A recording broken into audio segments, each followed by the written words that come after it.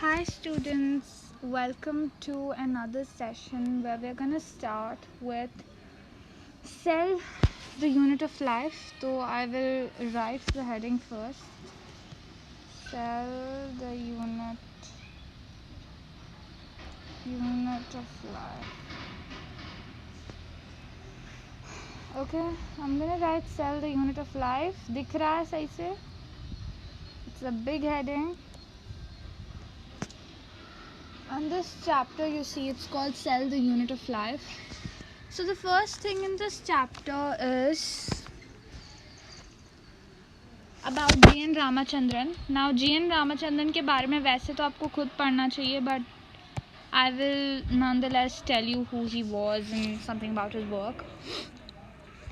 So first of all, my dear students, G.N. Ramachandran was a structural G.N. Ramachandran. Who was he?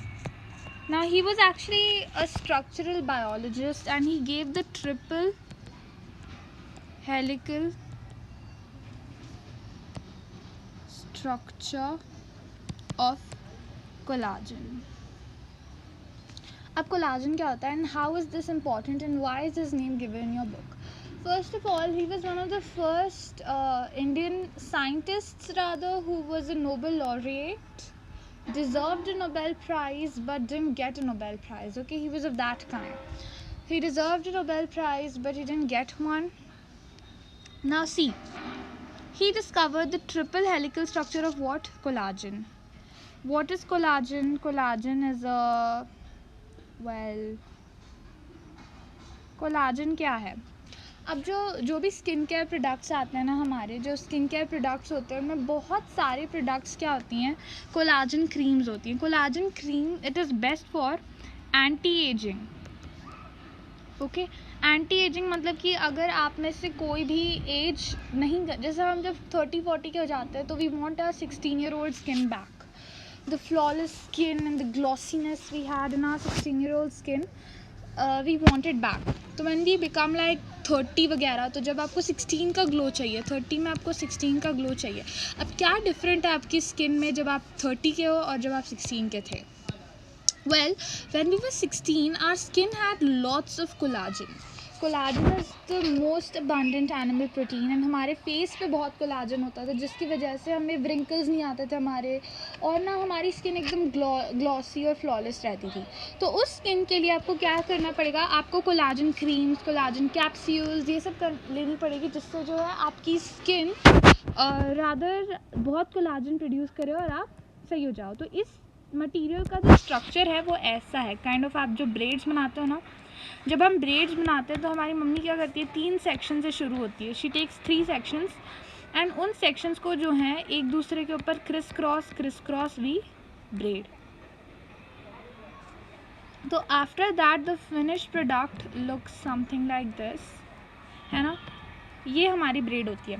तो क्या कहा जाता है कि Ramachandran had a very beautiful wife, rather he had a very beautiful wife and he actually saw her braids and that actually gave him the idea of what collagen would be like. ठीक है, तो रामाचंद्रन की life में पूरे समय क्या था, जब वो 11th में थे, जब हम स्ट्रीम्स चूज़ करते हैं ना, मैथ और बायोलॉजी हमसे बोलते हैं, तो ही चोज़ PCM इन 11th. उनके फादर भी थे मैथ प्रोफेसर. फिर उन्होंने PhD भी की, तो किस सब्जेक्ट में की? फिज़िक्स में की. तो उन्हें फिज़िक्स और मैथ्स की बहुत ज़्यादा नॉलेज थी. तो since he new a lot about physics and math, what happened was कि जब उन्हें फिज़िक्स और मैथ्स के बारे में इतना कुछ पता था, तो उन्हें जब बायोलॉजी में इंटरेस्ट आया, he was actually kind of interested in biology in the latest stages of his life. तो जब उनको बायोलॉजी में इंटरेस्ट आया तो उन्होंने ऐसी बायोलॉजी चूज़ की जिसमें उनकी फ़िज़िक्स और मैथ्स भी ना छूटे और बायोलॉजी की बायोलॉजी भी हो जाए. तो इसमें जो आया, एक ही स्ट्रीम आती है, वो कहलाती है स्ट्रक्चरल. खैर अब तो बायो इंजीनियरिंग वगैरह, बट उसमें बस स्ट्रक्चरल बायोलॉजी एक ही स्ट्रीम हुआ करती थी.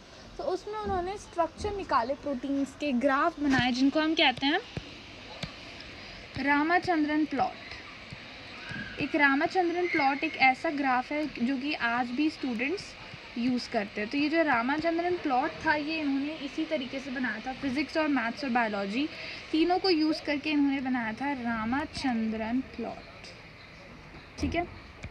But now, even after doing all these things, even after giving this triple helical structure of collagen, which everybody wanted to know because it's the most abundant animal protein, he was not awarded the Nobel Prize. जबकि उनका जो Ramachandran plot है ना, इसकी वजह से कितने Nobel prizes गए हैं, बहुत लोगों को नोबेल प्राइज़ मिला है just because of this Ramachandran plot. तो बहुत लोगों को नोबेल प्राइज़ मिला है because of the Ramachandran plot, but Ramachandran ji को खुद को कोई नोबेल प्राइज़ नहीं मिला है। He was just a Nobel laureate. उनको विजिट करने भी इतने लोग आए थे और इंडियन गवर्नमेंट ने भी उनको इतना सपोर्ट किया था, फिर भी ultimately he didn't get Nobel prize just because of his nationality. And many years from that day, today people debate about why G.N. Ramachandran didn't get a Nobel Prize, but nobody has an answer to it. And it's mostly, his country, and that his country was not yet free, just freedom मिला था तो हम inferior थे. इन सब reasons की वजह से इनको Nobel Prize नहीं दिया गया, ठीक है. But we can debate about it now, although that phase is gone over a long time ago. Then अब हम मेनली चैप्टर की तरफ बढ़ते हैं. तो आपको एक इंस्पिरेशनल एक साइंटिस्ट के बारे में बता दिया गया. अब जब हम चैप्टर में बढ़ते हैं आगे तो क्या आता है, सबसे पहले पूछते हैं what does N inanimate thing have that a living thing, what does a inanimate thing not have. Inanimate का क्या मतलब होता है, नॉन लिविंग. ये वर्ड आप बहुत पढ़ोगे, इसका ये मतलब है नॉन लिविंग. ऐसा क्या है लिविंग चीज़ों में कि वो लिविंग है, और ऐसा क्या नहीं है इनएनिमेट चीज़ों में कि वो नॉन लिविंग है. Well, what is it? Answer is what, इसका आंसर है सेल, ठीक है. सेल एक ऐसी चीज़ है जो कि किसी भी इनएनिमेट चीज़ के अंदर नहीं है. कोई भी स्टफ टॉय, कोई भी बेंच, कोई भी ऐसी चीज़ जो कि नॉन लिविंग है उसके अंदर जो है सेल्स नहीं होते, और कोई भी ऐसी चीज़ जो लिविंग है उसके अंदर सेल्स होते हैं. तो inanimate things do not have cells. What is cell? Cell is the basic, और इसी की वजह से इसकी क्या डेफिनेशन आती है, बेसिक यूनिट ऑफ लाइफ.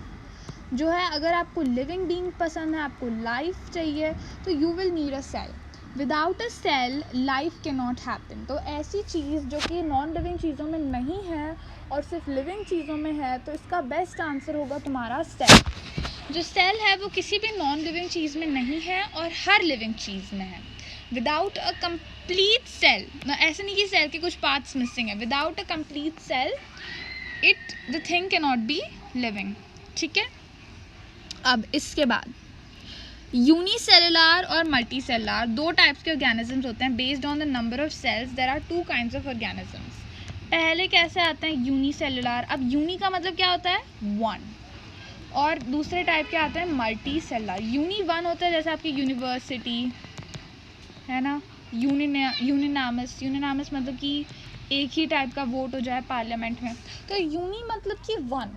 तो वन सेल वाले जो ऑर्गेनिजम्स होते हैं उनको हम बोलते हैं यूनिसेलुलर.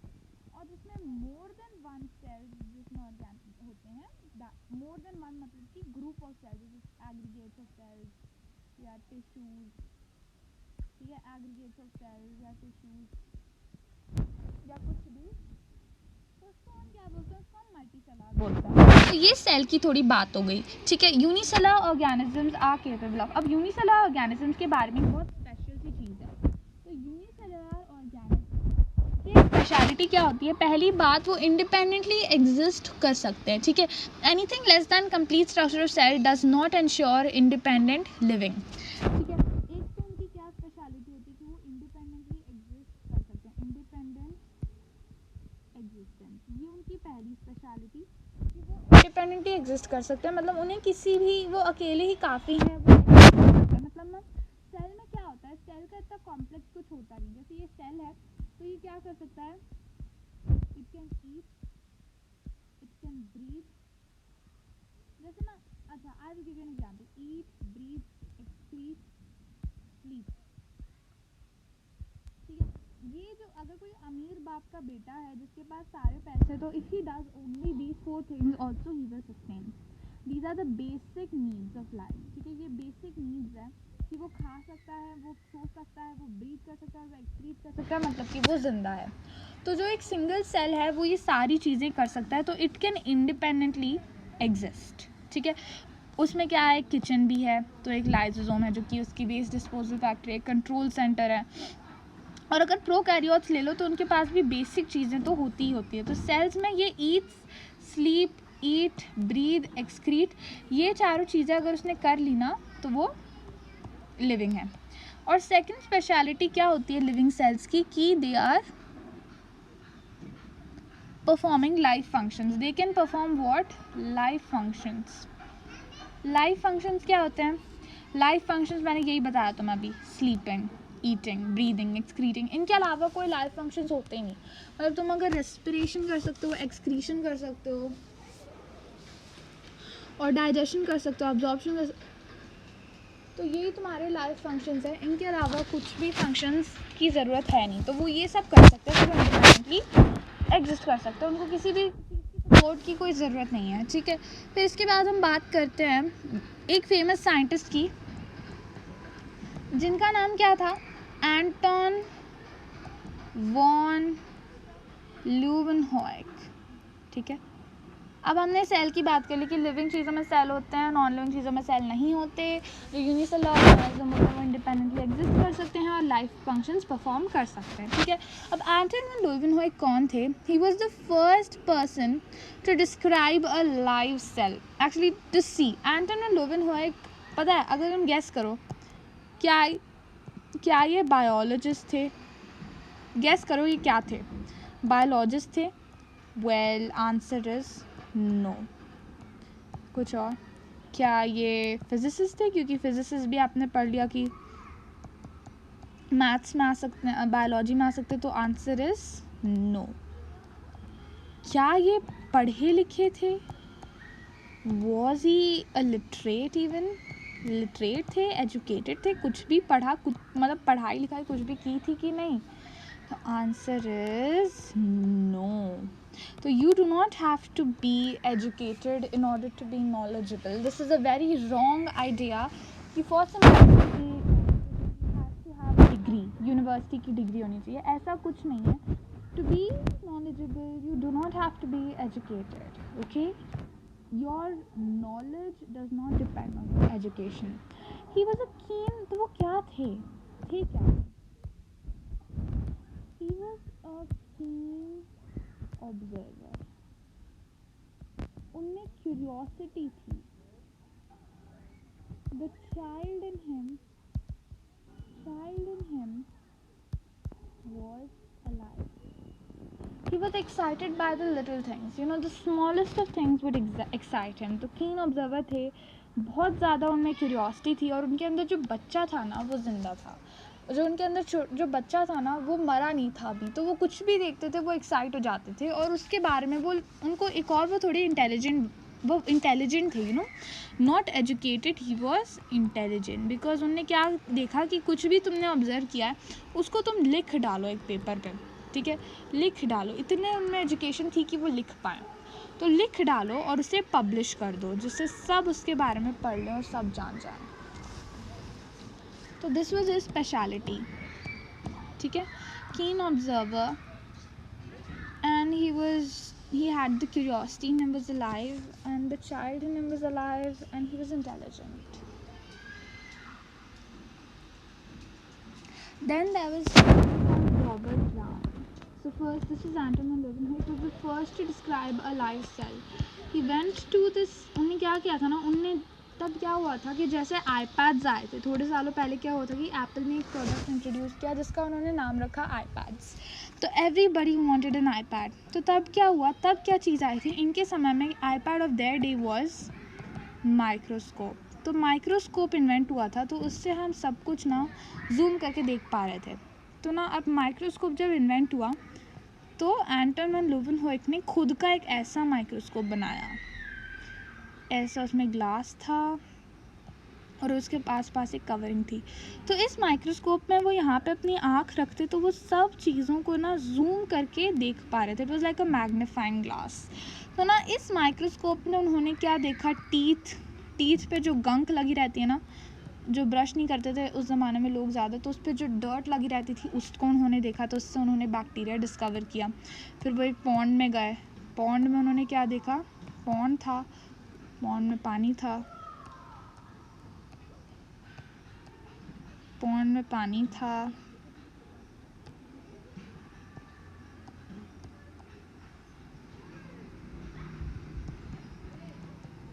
थोड़ा गंदा सा था, मतलब पानी था पर थोड़ा सा गंदा सा था वो पॉन्ड।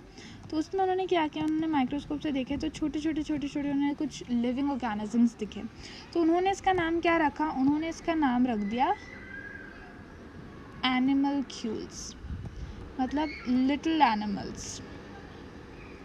एंड इस तरीके से जो है वर्ल्ड के फर्स्ट माइक्रो ऑर्गेनिजम्स डिस्कवर हुए। वर्ल्ड के फर्स्ट माइक्रो ऑर्गेनिजम्स की बातचीत इसी तरीके से हुई थी। तो ये एंटन वैन लीeuwenhoek ने किया था, ठीक है। तो इनके बारे में मैंने काफ़ी तुम लोगों को बता दिया कि ये क्या थे। ये एक्चुअली एक बिजनेसमैन थे और ये बहुत कीन ऑब्जर्वर थे, and whatever he saw he would want to actually spend time analysing it, looking at it, enjoying, being happy about it. तो he was just that kind of a man, you know, he was the first one to describe and to see a live cell.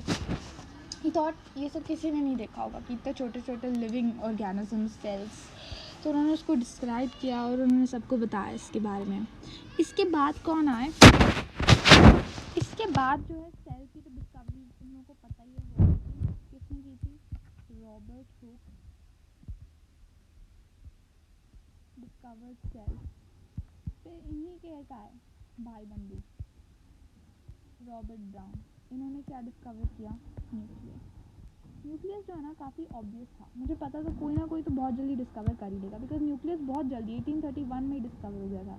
जो ये तुम्हारा cell है तो उसमें एक structure ज़रूर से तुम्हें दिखेगा जो कि बहुत डेंसली स्टेन हो जाता था, काफ़ी डेंसली स्टेन स्ट्रक्चर था जो डेंसली स्टेन हो जाता था। और ये तुम्हारा क्या स्ट्रक्चर, ये तुम्हारा न्यूक्लियस है। तो न्यूक्लियस तो कोई ना कोई डिस्कवर कर ही लेता, बिकॉज ये बहुत डेंसली स्टेन हो जाता था। जब भी तुम सेल देखोगे तो उसमें एक स्ट्रक्चर होता था जो बहुत डेंसली स्टेन हो जाता है, वो तुम्हारा न्यूक्लियस। तो उसको रॉबर्ट ब्राउन ने जो है डिस्क्राइब कर दिया कि न्यूक्लियस के अंदर क्रोमोसोम्स होते हैं, वो कंट्रोल सेंटर होता है, बाकी, ठीक है। फिर बात करते हैं सेल थियोरी की। सेल थियोरी किसने दी, ठीक है। सेल थियोरी के पहले आदमी थे श्लेडन। अब सेल थियोरी की थोड़ी बैक स्टोरी बता देती हूँ पहले ना, ये सब मत करो। सेल थियोरी की थोड़ी बैक स्टोरी सुन लो तुम लोग। स्क्रीन पे काफ़ी कचरा पड़ा है, वो हटा रही हूँ। आप पेंसिल से सही से हट जाता है, स्टाइलस से। उफ, this is getting dirty, I am so sorry baby, इसका टच खराब हो जाएगा। I actually made it a little dirty.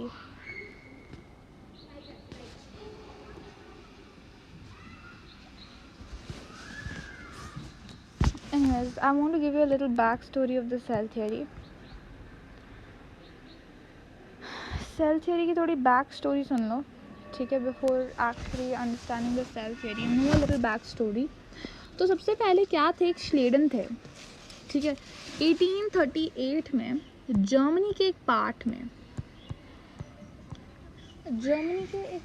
में एक बॉटनिस्ट थे जिनका नाम क्या था, माथियास श्लेडन।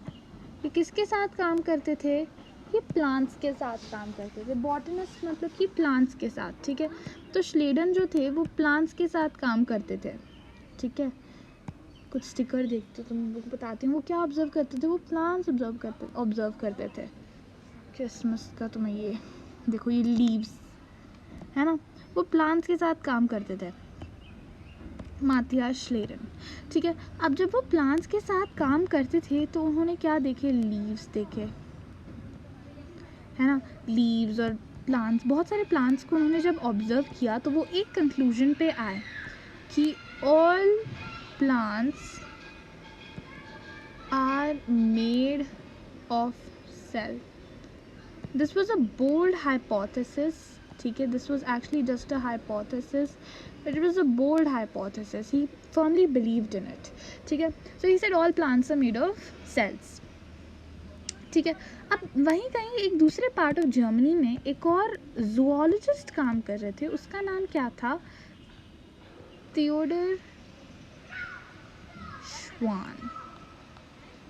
तो दूसरी पार्ट ऑफ जर्मनी में 1839 में एक जूलॉजिस्ट थे, उन्होंने क्या बताया, वो जूलॉजिस्ट काम कर रहे थे in a different part of Germany. He studied animals and responded. तो पहले तो उन्होंने क्या बताया कि सेल्स जो हैं उनकी एक थिन आउटर लेयर होती है. सेल है तो उसकी एक थिन पतली सी एक आउटर लेयर है. उस पतली सी आउटर लेयर को आज हम बोलते हैं प्लाज्मा मेम्ब्रेन. इन्होंने बस ये ऑब्जर्व किया और उन्होंने अपनी बुक में लिख दिया कि एक थिन आउटर लेयर होती है. उसके बारे में कुछ नहीं बताया, स्टडी भी नहीं किया हो ना. ऐसा नहीं कि लोगों को कुछ उसके बारे में बताया हो. इन्होंने बस हाइपोथेसाइज कर दिया कि थिन आउटर लेयर इन्होंने ऑब्जर्व की. अब ऑब्जर्वेशन का तो कोई क्रेडिट मिलता नहीं, ऐसे तो बहुत लोगों ने किया था. ठीक है, ये मैंने गूगल पे चेक किया था कि इतने सारे नाम आ गए थे who first observe the plasma membrane में. ठीक है, क्योंकि ये काफ़ी विजिबल होती है. And then presence of cell wall. फिर उन्होंने क्या किया, इन्होंने एनिमल्स, श्लेडर ने तो पहले से ही श्लेडर ने तो प्लांट्स पे काम कर दिया था. तो श्वान कैसे जूलॉजिस्ट था मुझे पता है, मैंने कैसे ये मतलब याद किया. Swan is a animal, it's a bird, right. So it's an animal. तो ऐसा मतलब पता चल गया कि जूलॉजिस्ट हैं. ठीक है, तो प्लांट्स का तो काम हो रखा था पहले से ही. अब इन्होंने एनिमल्स में देख लिया और इन्होंने क्या हाइपोथेसिस किया कि cell wall is a unique character of plant cells. ये इन्होंने हाइपोथेसाइज किया.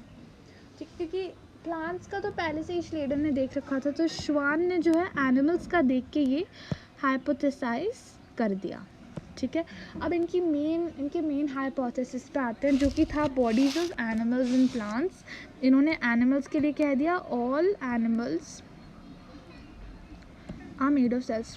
श्वान ना बहुत एक्टिव थे साइंस में, इनका वहाँ पे भी नाम है. जब न्यूट्रॉन्स के बारे में पढ़ते हैं ना, जब हम ये पढ़ते हैं, क्या है उनका नाम, न्यूरॉन्स के बारे में, सॉरी न्यूट्रॉन्स बोल रही हूँ. तो इनमें जो है श्वान सेल्स भी आते हैं, वो भी इन्होंने ही दिए थे, बट अभी वो काफ़ी अनरिलेटेड हो जाता तो इनके बारे में नहीं बताया. बट सेल अकेले में इन्होंने सेल मेम्ब्रेन, सेल वॉल, सब के बारे में कुछ ना कुछ तो बता ही दिया था. ठीक है, और फिर लास्ट में इन्होंने श्लेडन से बात की. इन्होंने कहा कि Schleiden, do you want to work with me. Schleiden, हम मिलके क्या करेंगे, हम मिलके बताएंगे कि जो है ऑल प्लांट्स की तो थियोरी तुमने दे ही दी है, मैंने एनिमल की दे दी है. तो all plants and animals are made of cells. ये हम मिलके बताएंगे श्लेडन, तुम मेरे साथ आ जाओ. ये इन्होंने कहा. जब इन्होंने ये कहा तो क्या हुआ कि जब श्वान ने ऐसा कहा तो Schleiden also agreed, because he would get a lot of reputation. एक तो उन्होंने सबसे पहले प्लांट्स के बारे में बताया, तो उनको सबसे पहले उनका नाम लिखा जाएगा.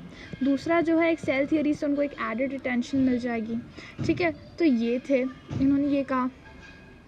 ठीक है, फिर आपके एनसीईआरटी में एक बात मैं बता दूं आपको कि थियोडर श्वान को क्या बता रखा है, इनको ब्रिटिश बता रखा है, जबकि थियोडर श्वान बहुत ही ज़्यादा जर्मन नेम है और हर जगह इनको जर्मन का है.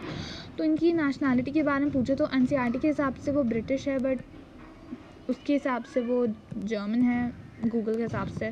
तो you must actually have a look at it. कभी कभी लोग ना एनआरआईज भी होते थे, क्या पता दोनों जगह से हों, क्या पता कुछ भी हो सकता है. तो just take care. Okay, NCERT के बेसिस पे अगर तुम लिखोगे ना तो तुम्हारे पास एक सोर्स रहेगा. अगर तुम एनसीईआरटी के बेसिस पे एक गलत आंसर भी लिख के आ जाओ, तुम नीट एनटी के अगेंस्ट एक ऑब्जेक्शन रेज कर सकते हो कि एनसीईआरटी जो है लेटेस्ट वर्जन में जो है ये गलती दे रखी है. तो लेटेस्ट वर्जन में जो है ये गलती दे रखी है, इसलिए मैंने ऐसे गलती से पढ़ा है, तो मेरी गलती नहीं है. तो मैं ऐसे एनटी के अगेंस्ट ऑब्जेक्शन रेज कर सकता हूँ. But if you do it with a sort of Google और समथिंग, वो नहीं कंसिडर करेंगे. ठीक है, next we talk about third जो साइंटिस्ट आए. अब क्या हुआ था कि श्लेडन श्वान का सब सही से चल रहा था, इन्होंने फर्स्ट पोस्टुलेट बना लिया था. फर्स्ट पोस्टुलेट का क्या था, all plants are made of cells. ये इन्होंने श्लेडन की थियरी से ले लिया, और इसकी थियरी से ले लिया कि all animals are made of cells, Schwann की थियरी से. तो इनका फर्स्ट पोस्टुलेट बन गया था. अब फिर इनके अंदर एक डिबेट हुई कि where do new cells come from. ये इन्होंने क्वेश्चन अपने आप से पूछा. अब सेल थियरी लिख रहे थे तो सेल के बारे में और भी कुछ देना पड़ेगा. तो where do new cells come from. So Schleiden what he had to say was that new cells crystallized into existence. they crystallize into existence. Now what is the crystallize into existence? Okay, Schleiden said they crystallize into existence. अब Schleiden की बात थी कि वो ऐसे ही मतलब ना spontaneously form जाता है, ऐसे पोर्स अचानक से मतलब फॉर्म हो जाते हैं, क्रिस्टलाइज हो जाते हैं एग्जिस्टेंस में. बट श्वान को ये काफ़ी पिद्दी सी थियोरी लगी और श्वान ने कहा कि नहीं, they exist from pre existing sales. ठीक है, श्वान ने ये कहा, मतलब श्वान का कहना था कि ऐसे ही आते हैं. ठीक है, पर दोनों को ही कोई क्लियर एविडेंस नहीं मिला अपनी थियोरी को आगे रखने के लिए. ठीक है, तो दोनों लड़ते रहे. अब लड़ते रहे. अब दोनों की थियोरी थी. सेल थियोरी में तो श्वान का एनिमल्स के बारे में श्वान ने दिया था और प्लांट्स के बारे में श्लेडन ने. तो अल्टीमेटली सारे सेल्स के बारे में ये ऐसे ही एक भी बंदा नहीं दे सकता था. Now since both of them could not agree, they kind of just left the cell theory to where it was. Then in the year 1855, cell theory तो 1839 में बन गई थी, बट 1855 में Rudolf Virchow completed the cell theory. What did Rudolf Virchow say? That cells divide. Cells क्या होते थे? Cells जो हैं divide करते थे और ऐसे जो हैं न्यू सेल्स फॉर्म होते थे. तो प्री एग्जिस्टिंग जो पहले से एग्जिस्ट कर रहे हैं उन्हीं सेल्स से जो है नए सेल्स फॉर्म हुए हैं. तो ये जो था काफ़ी बड़ी लीप थी सेल थियोरी में. सेल थियोरी को एक तरीके से उन्होंने कंप्लीट किया था और उन्होंने लैटिन में एक उनकी फेमस सेइंग भी है. What does it say? ओमनिस सेलुला ई सेलुला, ये उनकी लैटिन में सेइंग है कि सारे all cells arise from pre-existing cells. So in a way, I am the cells of my ancestors. बहुत सालों पहले मेरे जब ancestors थे उन्हीं के सेल्स से आज मेरे सेल्स बने हैं. तो एक तरीके से जो सारे सेल्स, इतनी सारी जनरेशन जो वे में आ गई हैं, but I am still the cells of my ancestors. So in a way all cells are arising from pre existing cells. So this Rudolf Virchow's theory was a big leap in science. It told us how we were formed, how we took birth, how new cells were formed, and this is Rudolf Virchow's theory. ठीक है, तो final cell theory जो and में क्या आई थी, अब इन्होंने लड़के छोड़ दी थी incomplete.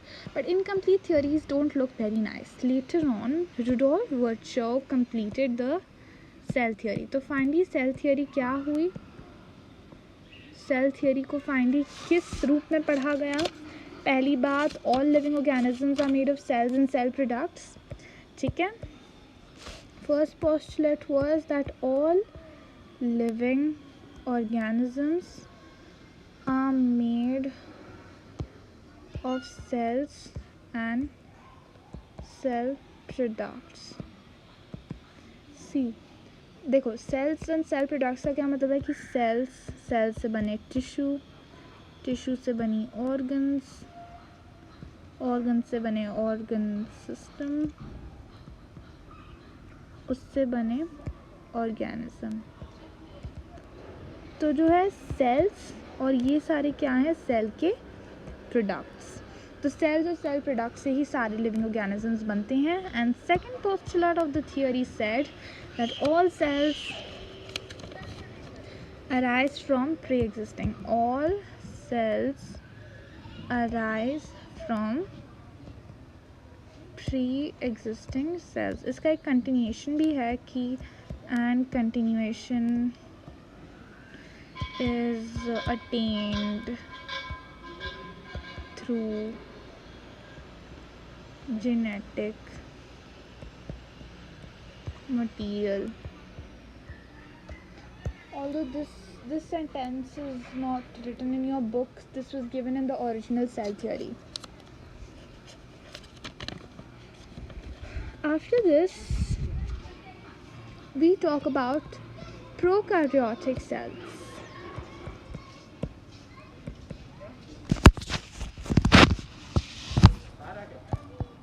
Prokaryotic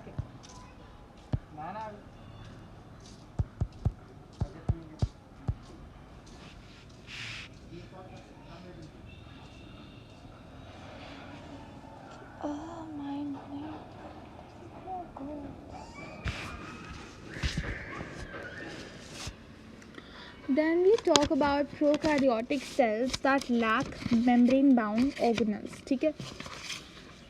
Now I will teach you these things, but how many pages is it?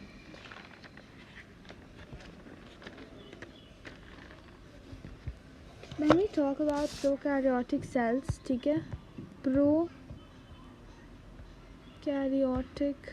cells. अब prokaryotic cells क्या है? Prokaryotic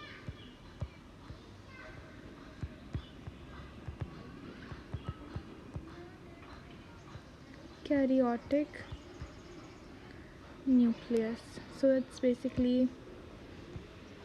primitive nucleus. ओह, ये कैसा कलर है? Primitive nucleus. ठीक है. प्रोकैरियोटिक मतलब कि प्रिमिटिव न्यूक्लियस. ठीक है. And they lack membrane bound organelles. Lack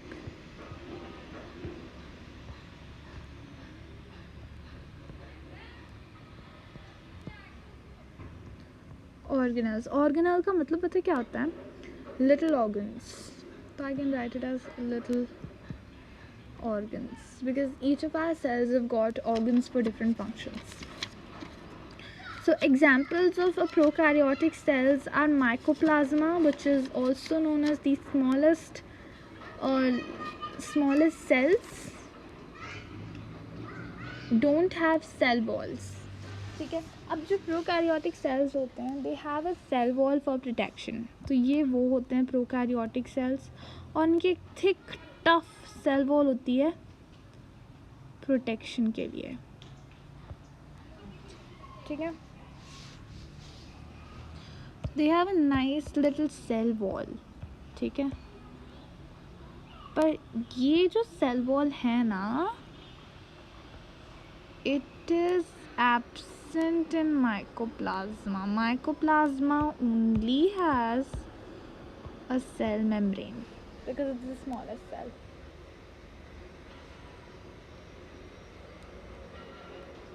Not very comfortable. जो करम खुदा आया है. I'll record the rest of the part in my next video. Please stay tuned.